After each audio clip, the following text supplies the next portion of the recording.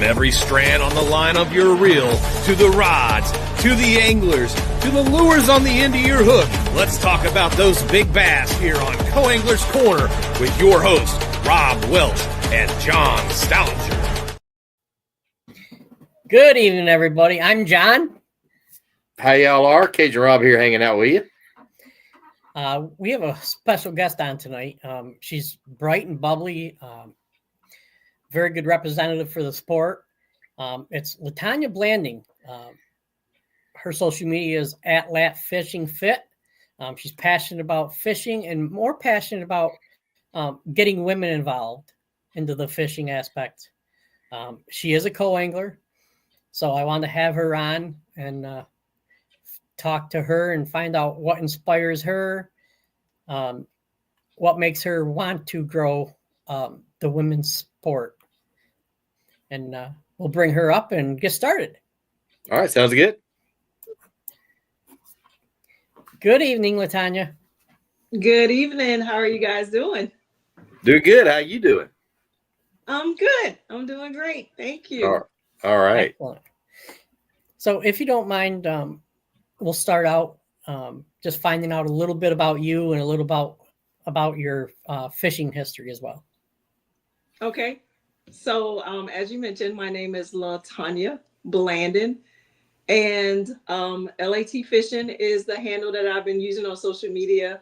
I am a fitness instructor. I am a little bit of everything. I mean, like, seriously, I'm the board president for Habitat for Humanity here in Sumter, South Carolina. Nice. Been doing that on the board now in my second term. So it's been 6 years for me. I'll be rolling off in June of this year. So it's bittersweet, but my time has been served. So it's now time for somebody else to step up and be the president and, just pass the torch on. Instructor, been instructing fitness since 2016. So it's been quite a while since I've been doing that.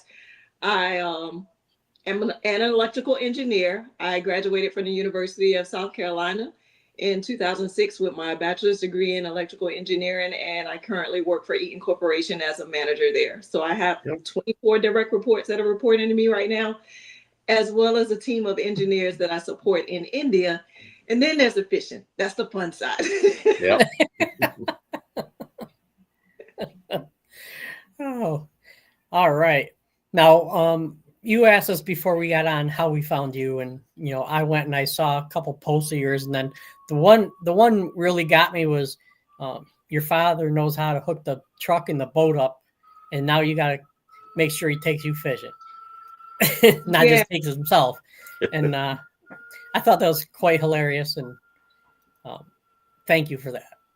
You're welcome. Yeah, it's bittersweet. I told my mom, I said, you know what? I said, I'm going to come home from work one day and the boat is going to be gone. He's going to be in the water somewhere. But I do appreciate seeing him do that. He's had quite the struggle himself. I mean, in 2019, he was diagnosed with prostate cancer and had some struggles with the treatment that he received. Ended up losing his prostate. He ended up losing his bladder, and he still has some additional problems. So even though he may leave without me, it's just great to see him, still getting out and doing things and just being active. So me posting that video and just spending time with him was really the highlight for me. I'm a daddy's girl. I'm a daddy's girl by nature. They always tease me at church, and they tell my mom all the time, okay, Tanya's going to keep you straight as far as it relates to her dad. And they are absolutely right about that. So, when you have somebody that's going through some things, especially when they're sick. I was just talking to somebody, one of my participants in my class last night, that there were several times when I had to take off that I'm your daughter hat and put on that I'm your caregiver hat. Because I had to do some things that I did not imagine doing for my dad. But you do what you got to do for the people that you love. So with him, he's definitely been my biggest supporter, one of my biggest fans as it relates to what I'm doing and anything that I'm doing. And I'll go to war about him. So Don't let me keep on going about my daddy now, because I can talk on and on. All right. So what inspired you to get into tournament fishing? So tournament fishing, there was a boy. Rob's the same way. No, we all Yeah. started that. Yep. Yeah, but the tournament side of fishing, like and I don't think I mentioned this before, but I've always enjoyed fishing. And ever since I was a kid, for my dad and my grandparents loading all me and all of my cousins up on the back of the pickup truck. We would go down to this little spot called Six Bridges or the Mill Pond, and we went into the woods. We would dig for our own worms. We fished. We caught everything from brim to what they call a mowmouth or something else, and I still don't know what that is. We caught eel. Yep. Any and everything. And so before I met the boy, my experience has been fishing from a roadside ditch, Yep. fishing on the side of the road from bridges. And when I met Freddie, I was like, okay, this is interesting. The tournament side of it, because I'm competitive by nature. I participated in sports all throughout school, from grade school all the way up through high school. I didn't play ball in college, but I'm just a competitive person. And when he introduced me to that side of it, I was like, okay, I got to do this. This is right up my alley. And I want to beat the boys. Nothing wrong with that. Yeah. Small Water Charter says, good evening, folks. Good evening, Small Water. All right. Good evening. You may know this fella. Yeah, Frederick says, yay. Oh, yeah. Hey, that's my brother. Hey. Thank you. And for joining. Man Listen 247. Totally awesome. Oh, yeah. That's my coworker, too, Leo. Hey, Leo, what's up?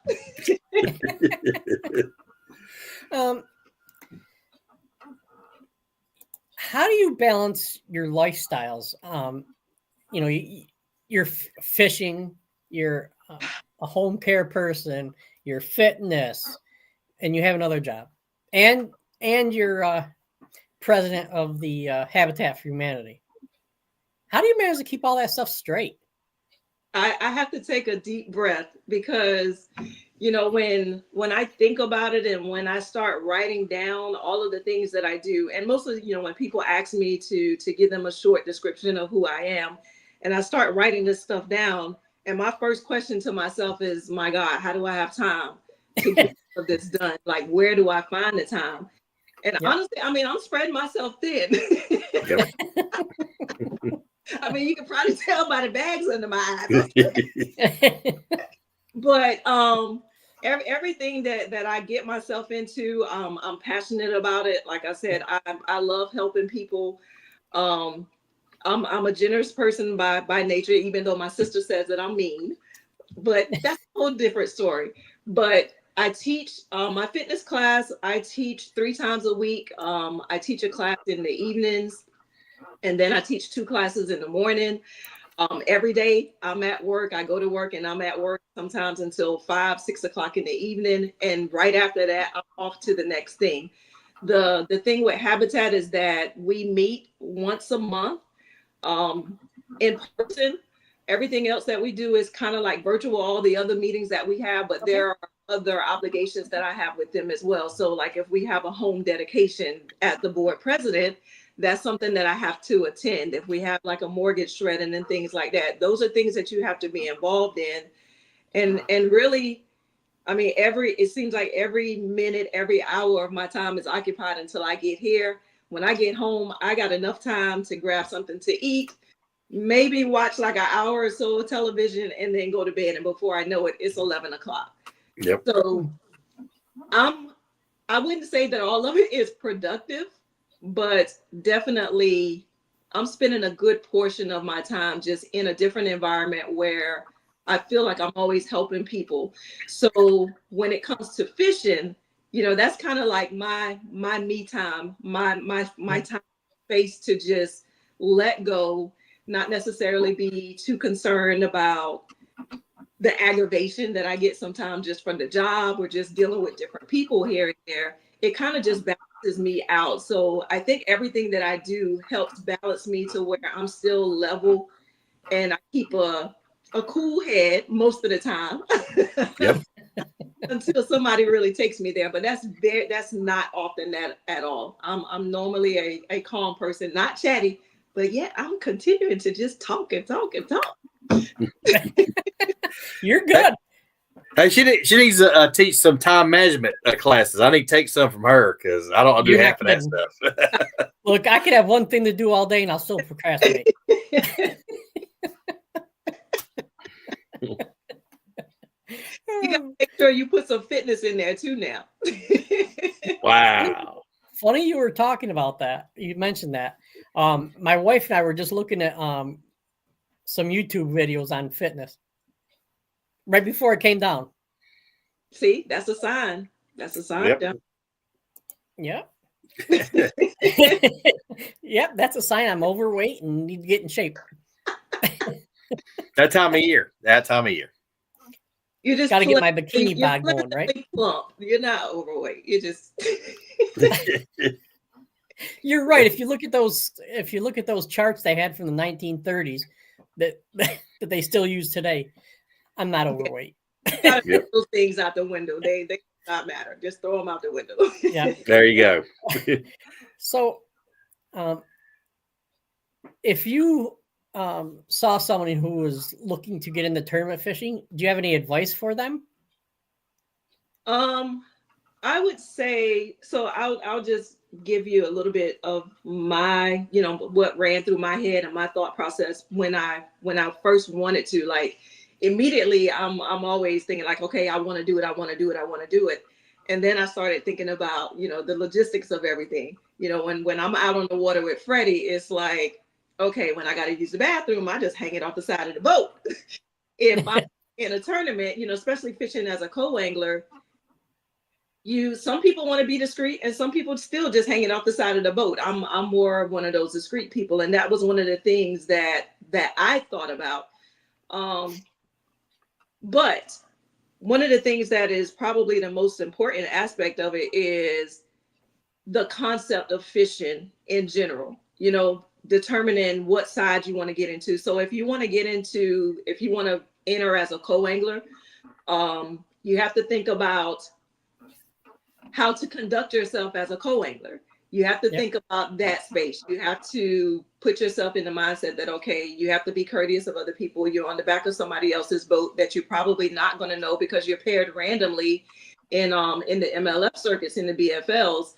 But if you're a little intimidated by that, that's not the only avenue. There are club tournaments, there's local tournaments that you can join. There's couples tournaments, do your research. Your local Chamber of Commerce is probably a good place to start just to see what is out there. But initially, I would just say start locally. Most people have a friend or they have somebody that has a boat that loves to fish. Ask them if you can go out with them. Start learning as much as you can about the sport itself, and just dive into it. The first year that I fished, after getting over all of that, I figured out how to use the bathroom discreetly without anybody seeing all of my goodies and none of that stuff. I mean, I'm real quick with it. I'm so fast till you won't even know that I'm doing it. But I got past that. The thing that got in my way though, the first year, was that I was so concerned about being in somebody else's way. I was so nervous about my boater, me getting in my boater's way or not doing the right thing. And oh my God, if he has a fish on the line and I tried it, then I knock it off. Like, okay, I would feel so bad about stuff like that. So I got in my own way that first year, just thinking about doing the right thing as a co-angler and not just fishing, because really that's what it's about. You just get out there and you fish. So year number one, if I had to do it all over again, one of the things that I would do different is, like I said, I would just get out there and fish. I know what I'm comfortable doing. I know what my strengths are. I know how I like to fish. and go out there with an attitude to be open to learn that first year. That's the best thing. Fish to your strength and be open to learn from your boaters. More than likely, they are seasoned individuals that have been out there for several years, that know what they're doing. And always be nice. I have not had the experience that some people tell me that they have when they fish as a co-angler. You know, I hear a lot of stories all the time that, okay, hey, you know, my boater was a butthole, or, you know, I couldn't fish and I did this and I did that. And whenever, like with MLF, for those that don't know, the day before, the Friday night at 6 o'clock, you're going to get a text message that tells you who you're paired with. You get their phone number, you get their name, you get their phone number. First thing most people do is they're going to go straight to social media. They're going to look you up. They're going to find out as much information as they can about you. And then they'll make that phone call. Normally it's the co-angler calling the boater. Why that is the case, I have no idea, but that's normally how it is. And when I call, I try to be as bubbly and as spirited as I can be. I try to be as positive as I can be. I don't ask for a lot of information because I know sometimes that it could be, some boaters just, they're a little secretive about what they're doing. They don't want to go into a whole lot of detail. And I'll ask, okay, how are we fishing? Are we shallow? Are we offshore? Whatever the case may be. And they tell me, and then some will go into detail and tell me exactly what they're fishing with, exactly what they're catching them on.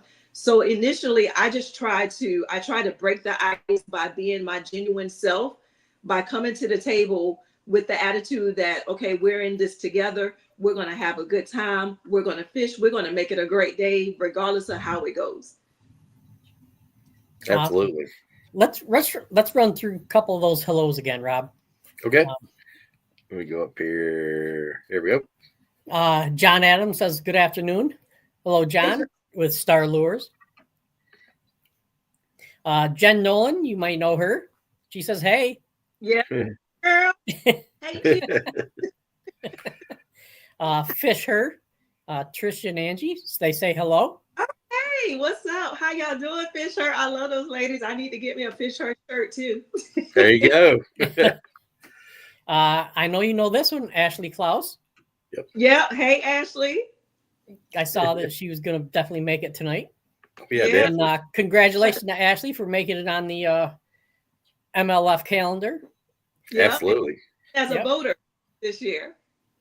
Yep. Jen Nolan says hi again. Hey, girl. Talk it up, sister.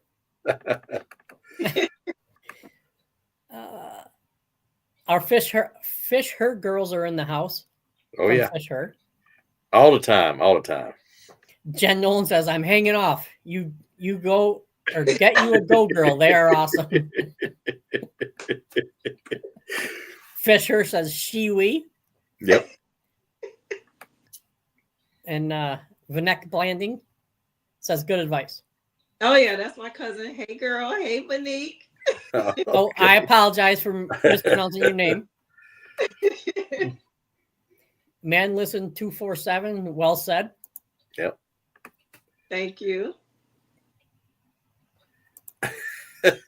Jen Nolan, fish her. I prefer the Go Girl. There are a few different ones out there. Yep. Okay. All right. I didn't know we'd have a topic on that, a discussion on that. That's not one of the things I had listed to discuss. He said, "Go girls." Jen is a hang it off the boat girl. Yeah. Yeah. Me, I'm a little more discreet with it. Like I said, when I'm with Freddie, yeah, I'll hang it, or I'll hang on to the motor on the back. But we don't want to make this discussion about it. Jen Nolan just said we can make it a whole segment on that for women.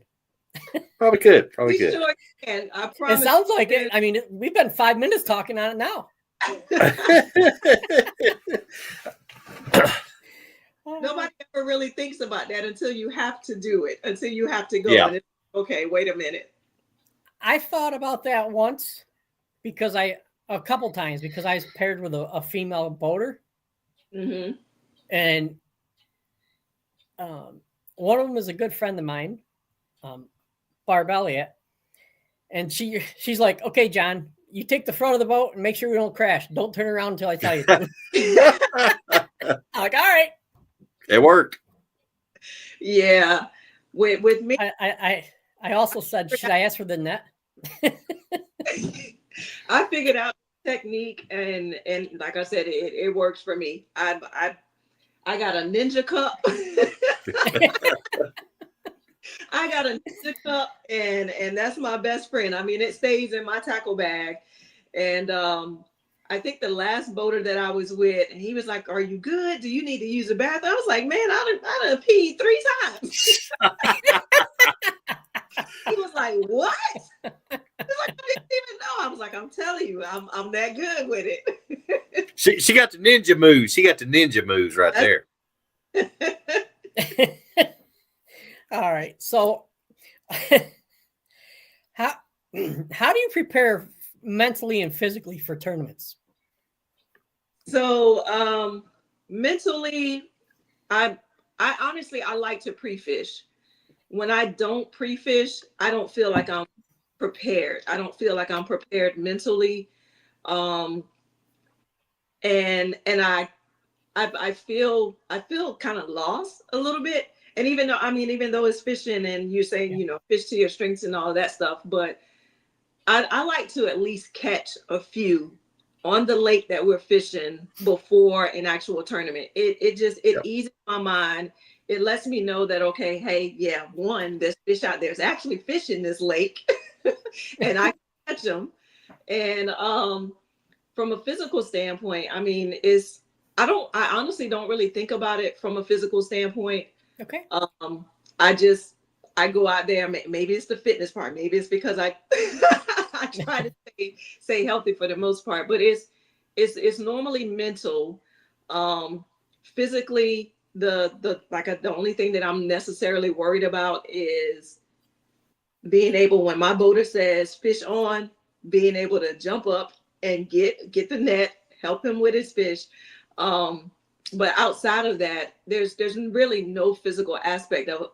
Look, I think did my mama just come in here? But anyway. Yep. Susie? Yep, there you go. Yeah, but just to keep going with that, for me, that the biggest challenge is mental. It's mental for me. And when I don't pre-fish, I don't feel real good about tournament day. I say a prayer. Before every tournament. I appreciate the national anthem that's sung in the beginning. I appreciate the prayer that's led before we start every tournament, because it does kind of ease it just helps mellow me out the day of the tournament. But the pre-fishing thing is a big help for me, just to ease me mentally. When I don't catch them or when I don't get that opportunity, now my anxiety is a little bit high. When I talk to my boater, I'm still, okay, I believe you. I know what you're saying, but hey, I didn't catch any. Regardless of how you're doing it, I didn't get any. I didn't get an opportunity to pre-fish. So I tried to do that. And, being with Freddie, somebody that likes to fish, or somebody that's actually fishing the tournaments as well, last year I got the opportunity to pre-fish for just about every tournament except for the super tournament that was on Murray. I didn't pre-fish for that one. And that tournament was my first tournament where I did not catch any fish. I zeroed on that tournament. I caught like 5 stripers because they were schooling everywhere. And it was fun to catch them, but I didn't catch anything that was considered, a scoreable bass. And here I am going to this. You're good. There wasn't anything that I had that I could bring to the scale, and I didn't pre-fish.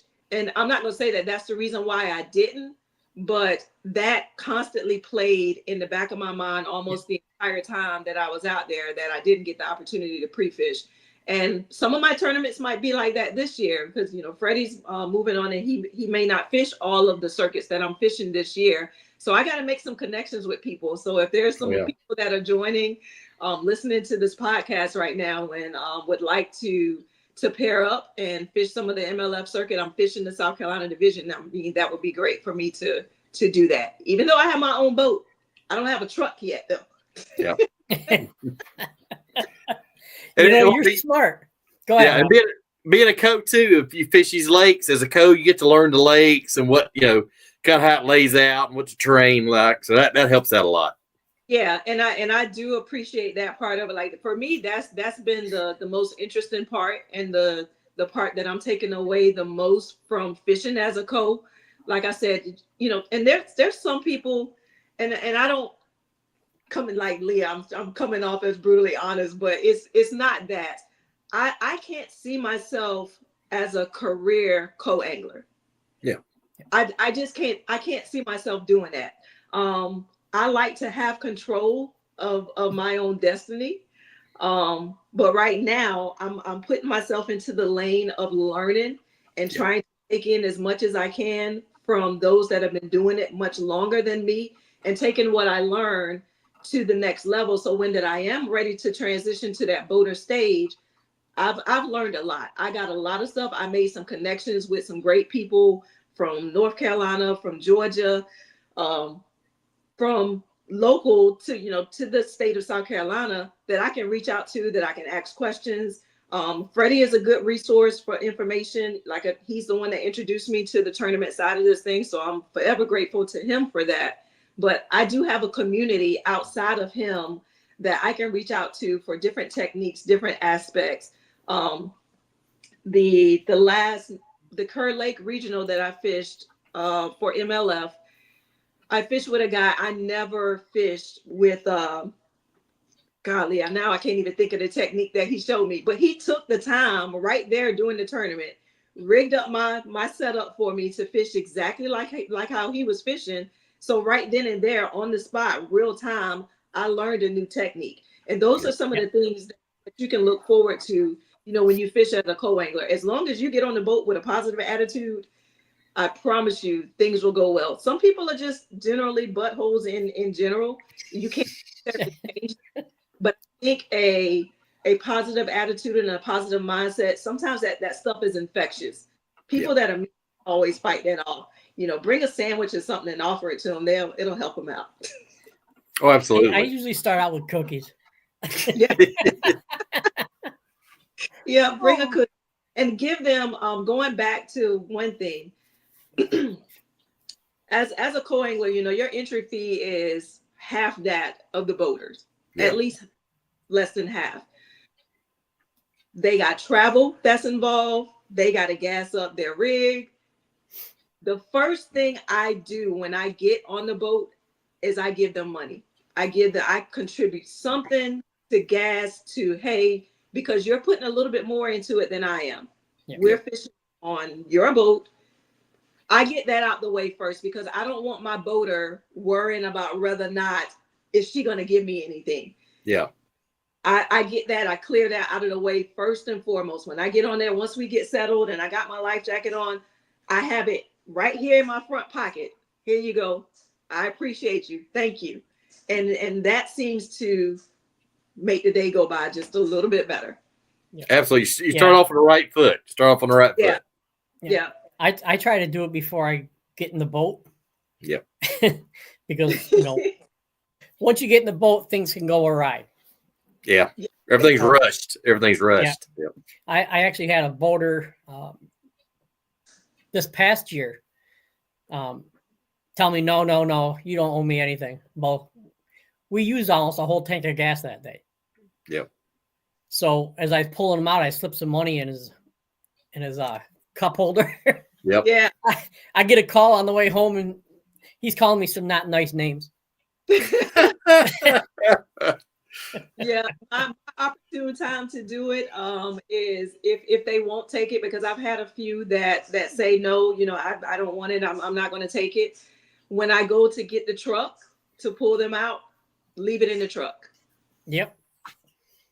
That's what I did. Absolutely. Fisher says to get a hold of them, and they'll get you hooked up. All right. Reach out to me, and we'll get you suited up with a Fisher jersey. Okay. Woo-woo. There you go. All right. And you could just, Amy Brown Fishing says, "Hey, girl, I missed the beginning, but she'll catch up tomorrow." Who was that again? Amy Brown. Okay. Hey, Amy, my girl.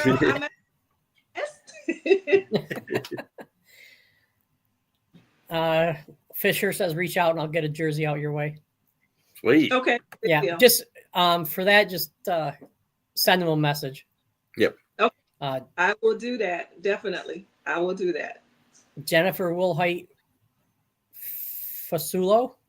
I apologize. She says, for me, pre-fishing is also a key. Yeah. And, like for me, pre-fishing, it's not necessarily about catching a fish.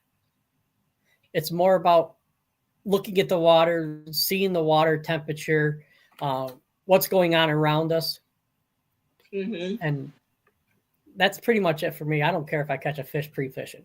Yep. But, it's always nice if you do. Oh yeah. You know, or at least get a couple bites. But Fisher is going to be at the Palmetto Expo this year in South Carolina. Okay. There you go. Let me know, because I don't think I've heard of that one just yet. So I need to check on some dates for that, just to make sure that I'm available and that I'm there. I mean, you don't have anything else going on. Right? No, nothing at all. No. Oh, man, listen, 247 says your passion for the sport is so evident. Absolutely. Thank you. Yep, I love it. I mean, I absolutely enjoy this space. The women that I'm meeting, and not just the women, like I said, I was intimidated in the beginning before I jumped into the tournament scene. I was so intimidated by that environment. And honestly, you know, when I look back on it, it's been the one that's been the most inviting. Everybody I've met, every boater that I interacted with, they made me feel comfortable. We treated each other with respect. They helped me. They taught me a lot of different things. And they wanted to make sure that I caught fish as well. They would tell me, you know, and even if I had one that was FFSing all day long, you know, forward-facing sonar, they would tell me that from the beginning, but they would also be like, okay, there's a brush pile over here, or there's something over there, cast this way or cast that way. And I get it. Like I get that that's the direction that the sport is going in. There's been some changes, but at the end of the day, you know, as technology grows and changes, we have to adapt to that as well. You either learn it or you do something different. And I'm not going to say that I'm against it. It's definitely something that I have to learn. But I personally would not want to rely 100% on forward-facing sonar. I want to establish a foundation. I want to establish a base where we all know how technology works. If it goes out, what are you going to do? What is your move? Do you know, like you were talking about earlier, John, with the water temperature, what's going on around you? Barometric pressure and all that stuff, you know, things that I'm learning about now that all play a part into the behavior of fish and what they're doing. You have to be educated. You really have to be educated. And I'm way behind. I got so much to learn when it comes to this understanding the behavior of fish, understanding, you know, what they do during different seasons, different times of the year. How do you fish for what presentation? When to know when to move on to something else. I learned that the last few months of this year when I fished. I did fish locally. We have our cat tournament trail, and I fished the fall series as a boater. And I learned so much just fishing as a boater. And what I learned is that, okay, Tanya, you spend way too much time in one spot when the fish are not biting. Move on to something different. Yeah, that's a tough thing. I like to be in charge as well. And that's, for me, that's the hardest thing as a co-angler. Yeah. But especially if it's a body of water that I know, I'm like, oh, you should be on the other side of there. But you don't want to get involved because, you know, you don't want to ruin their game plan up. So, all right, Rob, how about you? Yeah, I'm the same way. And you notice the more you fish, I got some boaters I'm still best friends with. We talk every week, and it's funny. You get kind of old like I am, and you go to a tournament and hey, Rob, hey, and it's like, hey, you can't remember, you know the face, but you can't remember the name. So that happens, but it and you notice it's like a big community, but it's really a small, tight knit community at the same time. It's kind of unusual. Yeah, absolutely. Then, and you can imagine, being a female, especially with me fishing in the South Carolina division. Like I said, there's a handful of women that fish that circuit. There's a few that fish as boaters, and especially being on social media, you have people that follow you, and social media and actually in person is two different things. I mean, that's just for a reason. I'm just gonna put this disclaimer out there now. I can't see. So if you see me, speak to me, grab me, tell me who you are, because I don't know. It's like a different environment. Social media offers one thing, but in real life is something else. But a lot of people that know me, people that speak to me, and I'm looking and I'm the same way. I'm like, okay, and then I feel bad because I don't recognize them. But it's the glasses, y'all. It's the glasses. They still can't get my description right. So don't hold it against me. Walk up to me. I promise you, I'm as cool as they come. I'm approachable. I'm friendly. I talk and I like to engage with other people. But it is a little bit of a difference when you have people coming up to you and saying, okay, hey, well, I'm such and such. And I'm like, okay, is that your social media name or is that your real the connection between the two people? But sometimes it gets a little scary when when there's so many people out there, and especially those people with huge followings. Like, I'm nowhere near some of those other influencers. Like, I'm just out there starting and fishing and posting about something that I actually love doing. But those people with hundreds of thousands of followers, you got people that's just gonna walk up to you, and I don't even know that I would even be ready for anything like that. But the tight knit community that you engage with, the people that you surround yourself with, my advice is to make sure that they're genuine. Make sure that you surround yourself with positive people that see your vision, people that see your goals, people that understand the direction that you're heading in. Because it's easy to get distracted when you have people that don't really support where you're going, or that don't understand the bigger picture and where you want to be. So I appreciate the community, especially the women that I've met since joining the tournament scene. The guys that I've met, going to ICAST was probably one of the most intimidating things that I've ever done, because I went by myself. And I sat in the car. I remember, packing up, and the car was loaded and everything. And I sat in the car in the yard for almost 45 minutes.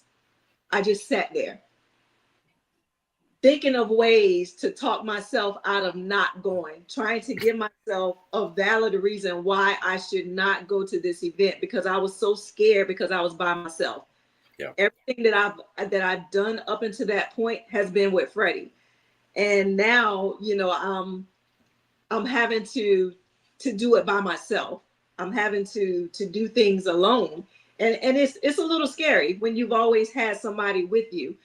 And then I started thinking about the money that I spent, trying to talk myself into reasons why I should go, the connections that I'm going to make, the events that I was already registered to participate in.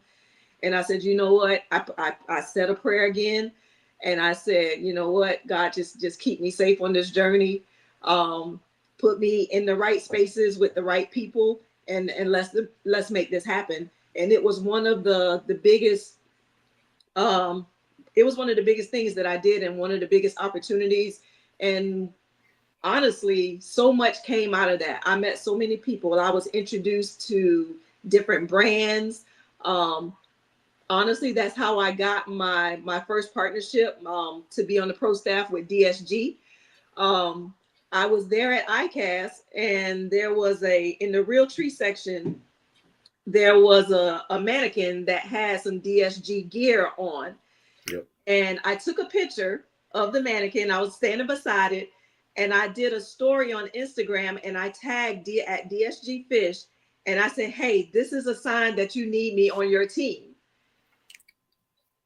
Didn't think anything of it. When I got home, I had a message from one of the representatives that said, girl, we've been wanting you.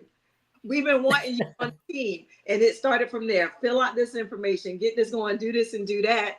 And here I am, on the pro staff for DSG Fish. Evolve Fishing. Some things you have to assert yourself, and you have to reach out to people, to individuals. Everything is not just going to be placed in your lap. You have to have faith, but you also have to work. I mean, the Bible tells us faith without works is dead.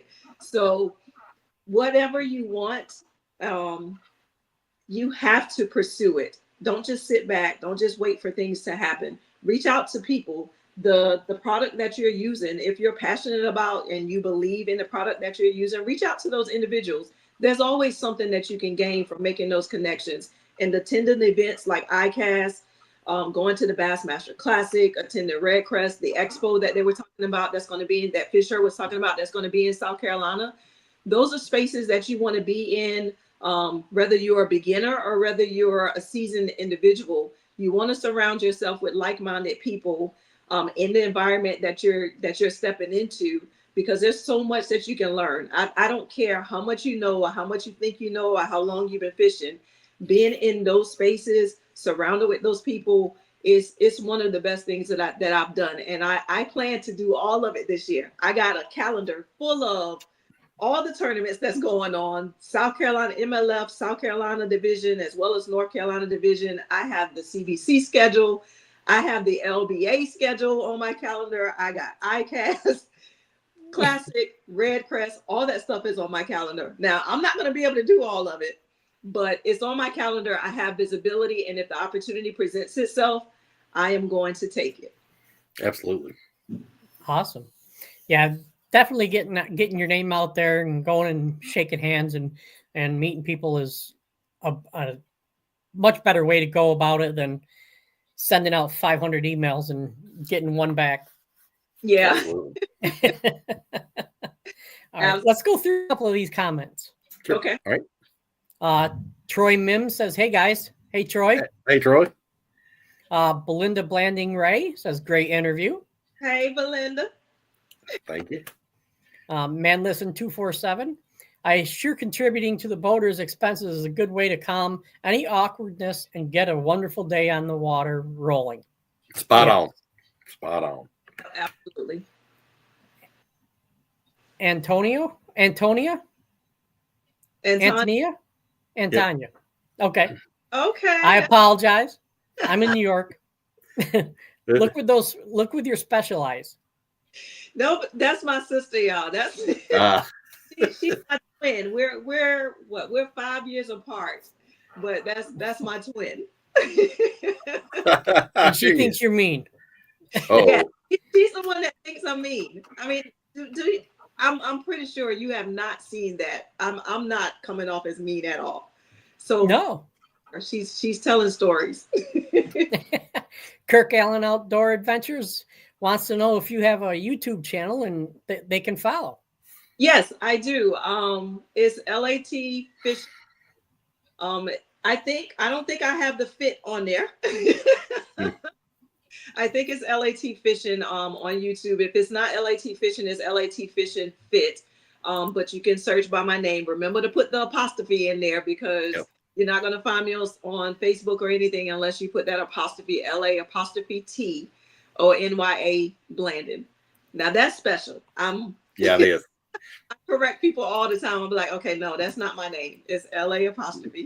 That's probably the only thing that I'm a little anal about. That's your trademark. Yeah, absolutely. All right, it is LAT Fishing Fit. All right, thank you. Not a problem. Okay, Rob, you have any questions? Oh, No, I'm sorry. Wonderful man, listen 24/7. Wonderful interview loaded with great information. absolutely. Thank you. Yeah. Thank Yeah, you. talking about ladies at the BFLs. I fished the BFLs over in Tennessee, Kentucky, mountain and volunteer. And every season I'm seeing more girls like college, high school, and see them in the tournaments. So they're definitely, you're one of the ladies that's helping that the girls see you out there fishing and say, hey, I can do that. She's doing it. I can do it. So hats off to you. Oh yeah, thank you. Thank you so much.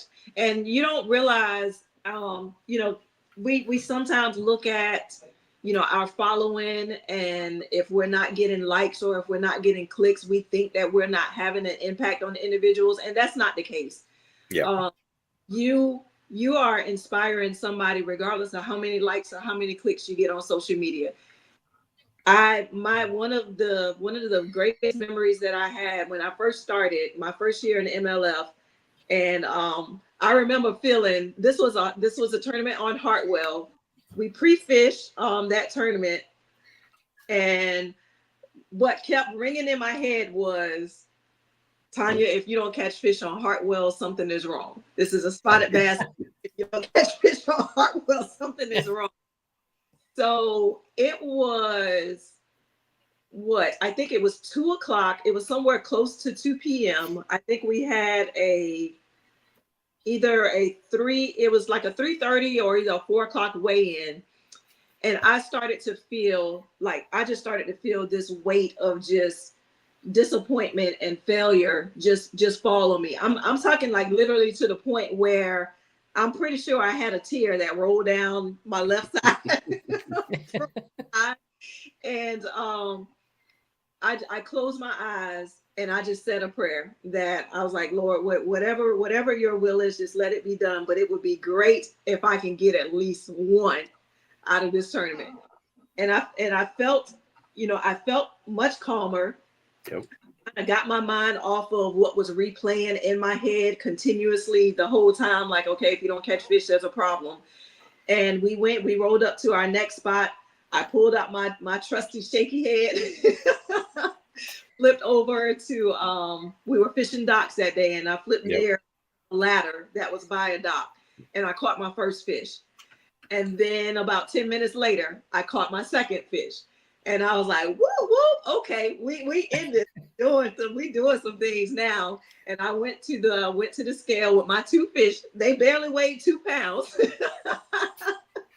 But it was, I was happy in that moment. And when I walked across that stage and when I came off, I went to my truck and I was putting my stuff back in my vehicle.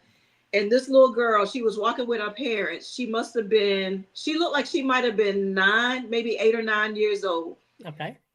She said 2 words when she walked by. She said, girl power. And I said, like, you got there right. I've been there with no fish, and it's like 30 minutes for you to weigh in. It's like, man, give me one fish. I need one fish to get on the weigh-in stage, and you'll get it. And it's like huge. It could be a 12-inch fish, and you're just like stoked. Yeah. I'm so happy about that. And when I saw her and the impact of seeing me walk across the stage with fish, and her just saying those 2 words, I'm like, you know what? There's somebody watching. There's people watching, whether you know it or not. Put your best effort, put your best foot forward, be there, be in the moment.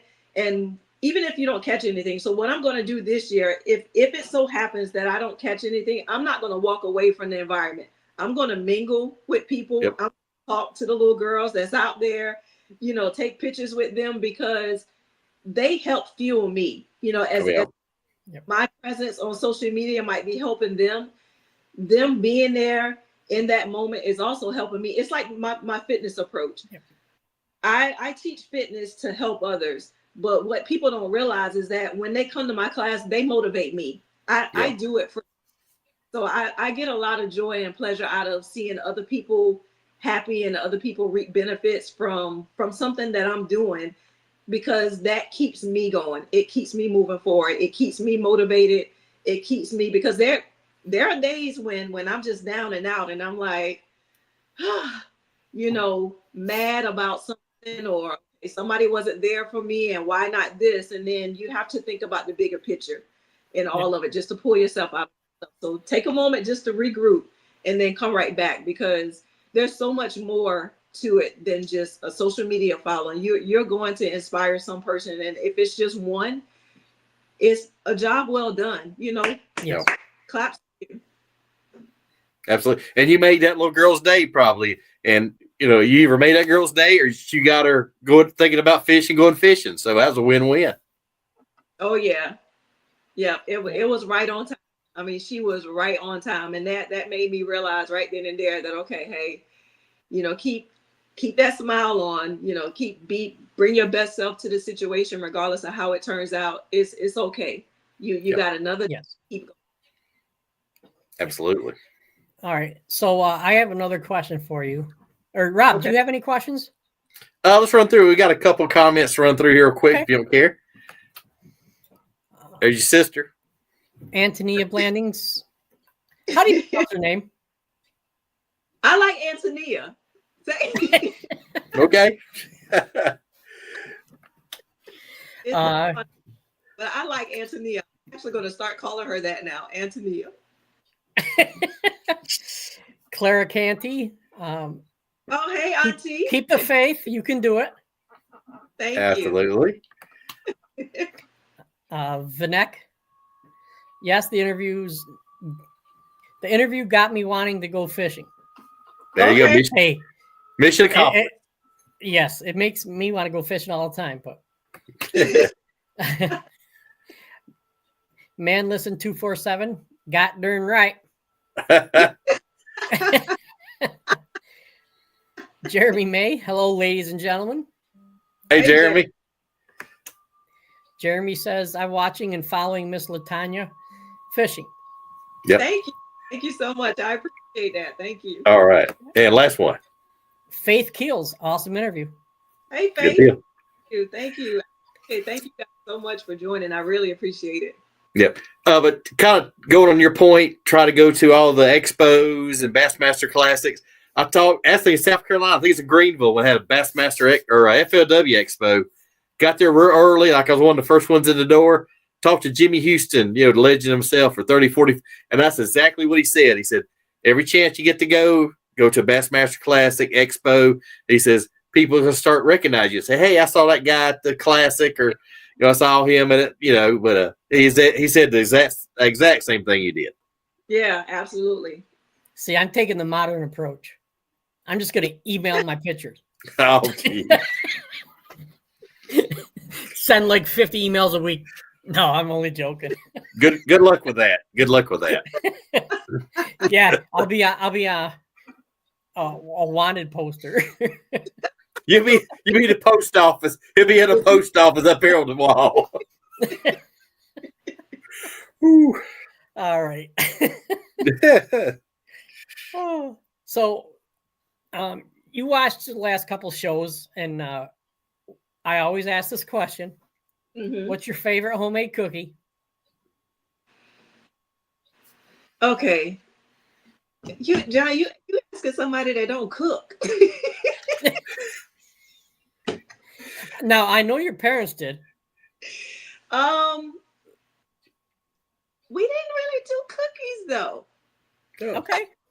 So I'll give you one. My mom, Susie Blandon. I'm not sure if she's still on, but I want to get a shout out to my mother. I mean, my mom makes the best sweet potato pies in the world. Oh, wow. Hands down. I don't care what nobody says. My mama, and there's some people on that's probably joined that can vouch for that, but she makes the best sweet potato pies.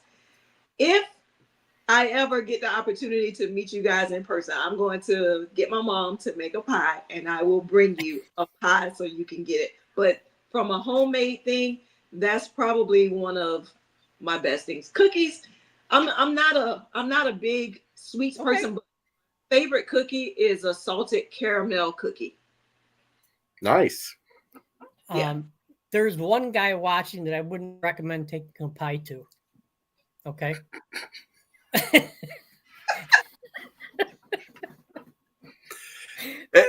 As my wife would say, no comment on that.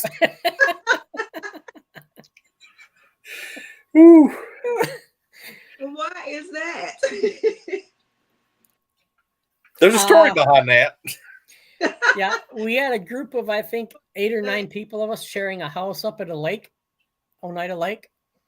And my wife and daughter came up and brought us some cookies. Well, no, they didn't bring cookies because I brought a big box full of cookies before we started. And they brought apple pie up. So we went out and we were cooking on the grill that night. And this one person, we call him Mayhem. He put the pie in the oven on broil and forgot about it. It didn't come out so good. Yeah. Oh goodness. That's okay. That's all right. Yeah. I think he did it on purpose so he knew not anybody would eat it. That's not something he'd do. Yeah. Yeah. That's Man, listen, 247 sounds like some sweet potato pie needs to be brought into work. Oh, exponentially. Yeah. Somebody give me a hint there. I will have to get my mom to make some sweet potato pie so I can get you to sample it, Leo. We want some, like every year, Thanksgiving, during the holidays, she has some faithfuls that want her pie, and they come and not wanting one, they want multiple sweet. Frederick Blanding says yes. Oh yeah, he knows. He grew up with it. Okay. Lucky man. Yeah. All right.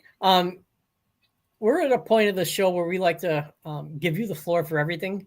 So if you want to go list some of the people who've helped you along the way, inspired you along the way, and or sponsors or pro staffs, the floor is yours. Okay, so I want to. Wow, that's You got this. You got this. You're good. Yeah. So my parents first and foremost. I mean, we grew up in a rural area, country. Like we didn't have stoplights. We didn't have a grocery store. We had a little convenience store down the road. Our summers consisted of us laying out, sleeping in the yard, in the road, waiting for family members to come home from up north. You know, I had a fun childhood. You know, walking barefoot. Those memories, making us go outside. Yep. I appreciate that so much because these days, these kids, they don't go outside. They don't enjoy outdoors. And I know that, you know, that upbringing, even from a spiritual standpoint, you know, making me go to church. My dad waking us up super early in the morning to eat breakfast and to go to church. That all shaped me into the woman that I am today. So, you know, shout out to my parents. Thank God for choosing them to be my parents. My family tells me that, you know, my great grandmother, how much she loved to fish, and I'd like to believe that I carry her spirit with me. Even some of my aunties, my grandmother's sisters, and how much they enjoyed just fishing from the road or going down into the ditch and into the pond, just fishing. I like to feel that what I'm doing right now is making them proud. You know, that's because I'm taking it to the next level.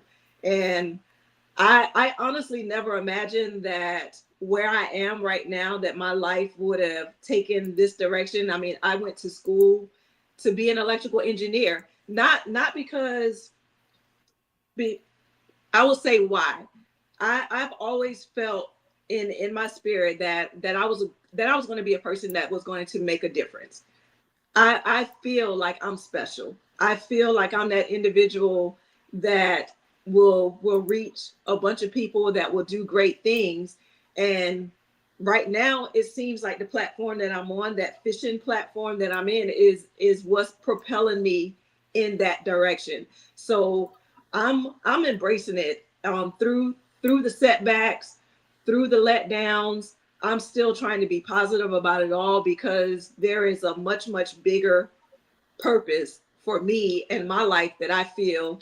And I feel like this is just a calling of mine to be that individual, to raise awareness for little girls and for even for women that are out there. You know, I just really appreciate seeing all of the women out there, whether you're fishing competitively, whether you're deep sea fishing, whether you're fishing from a roadside ditch or from a pond. You know, I really enjoy seeing those women. I connect with each and every one of them. If I see somebody come across my social media platform, I'm following them, I'm engaging, I'm commenting, because that helps uplift each one of us. And to DSG, to them for seeing me, for wanting to invest in me, for seeing a vision that will allow them to select me as a person to promote their gear, to wear their gear, and just be a social media presence for them. I mean, that was big for me. That was huge. ICAST, when I went there, names are failing me right now, but the lady that I met, she is over a magazine. She was in with one. God, I can't think of her name, but Angie Thompson. Yep. That's right. Yep. I got your back. That's she at one of the events, one of the workshops for women, and Anastasia Patterson spoke at that workshop. And at the end of it, they opened the floor for questions, for comments. And as shy as I am, because I really am shy, I don't like to pass opportunities to allow people to see who I am, to get to know me. So I got up and I introduced myself, and I talked about, you know, the experience that I had, even the struggle with whether or not I should come or not, and how much I appreciated what the women in the industry are doing. And she approached me after that workshop, interested in me and what I was doing. And she introduced me to some other people. We went out to the ICAST, to the floor. She introduced me to some other brand people. And I was like, you know what? All it takes is for you to be exactly who you are. You know, be your genuine self. But, you know, with that, some people take that to mean that, okay, me being arrogant or me being the the butthole that I am, I just need to come with that. No, you have to treat people with respect. You have to treat people with respect. You have to be kind. You have to be courteous. All of that stuff comes with the territory. And I feel like genuinely that is me. That is something that I carry in my heart. And myself, and bringing that to the table, not pretending to be somebody else, not seeing what others are doing on social media and trying to do their following. I'm presenting to you my true self. That video that you saw with my dad, that's what I love. I enjoy, if nothing else, even if I don't fish another tournament in my life, if I can fish another day with my daddy, I'm happy. I am just as content and I'm getting emotional. Emotional right now just talking about it. But that, you know, that just speaks to how much, you know, that actually means to me. And just the boaters,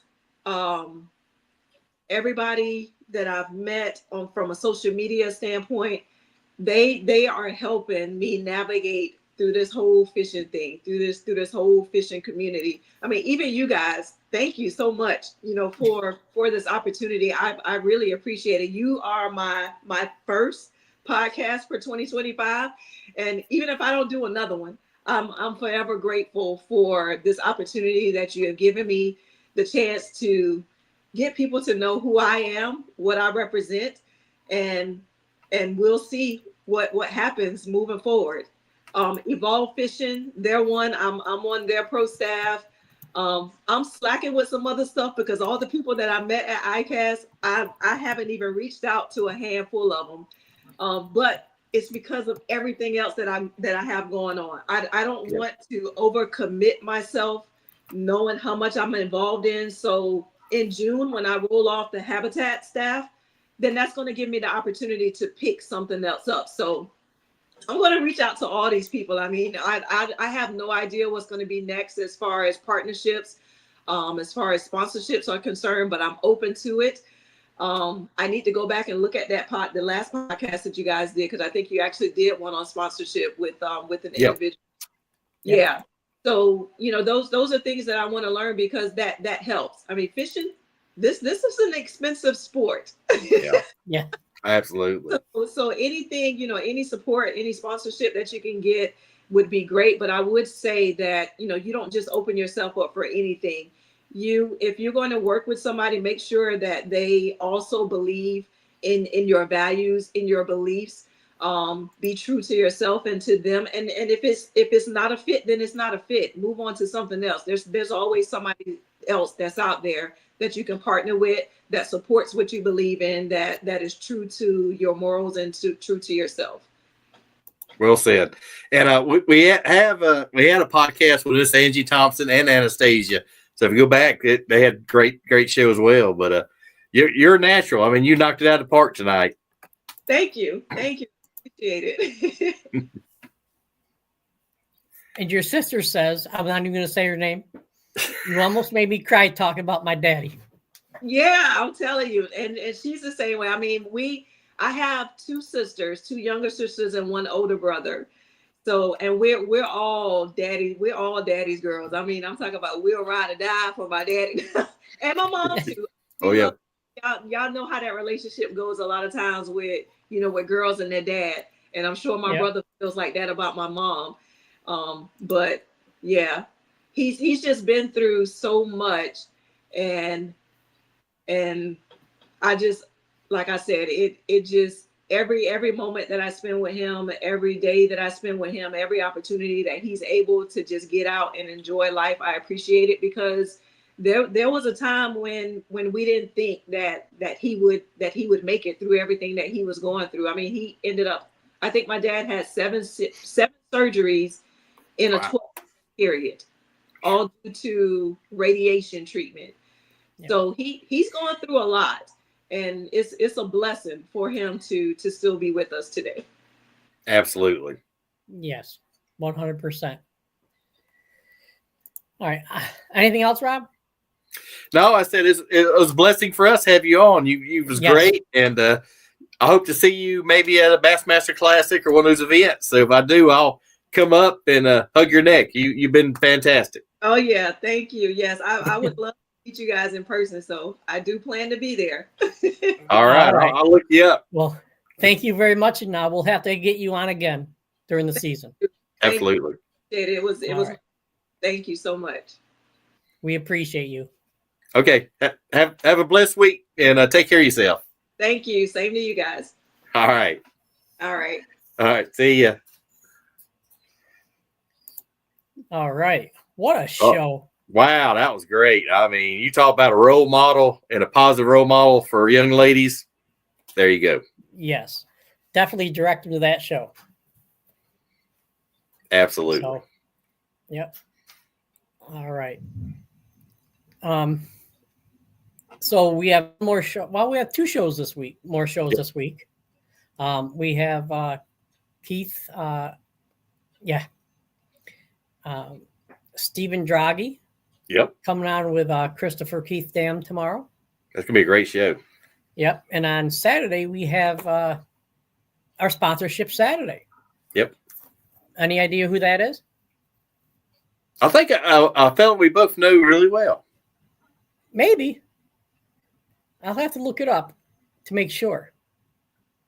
I think its initials is RG. I'm pretty sure. No, that's the 25th. Oh, okay. I was off a little bit. Yeah. How about K&K Customs? Ooh, yep. We've had him on before. Great guest. Great guest. You talk about somebody who lays it down, tells how it is. That's him right there. Yeah. And this is a man who you're going to want to definitely see the show. Yep. He sponsors some big names. Okay.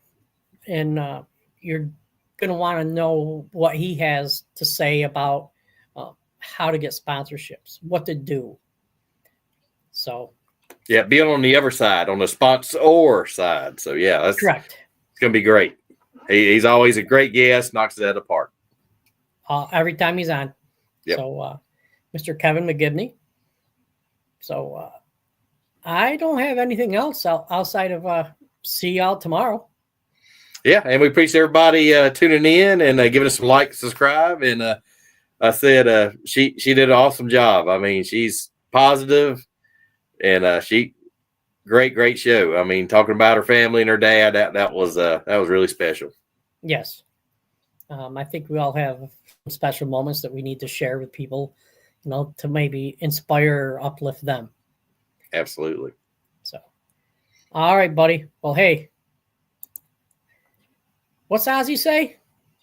We love you all.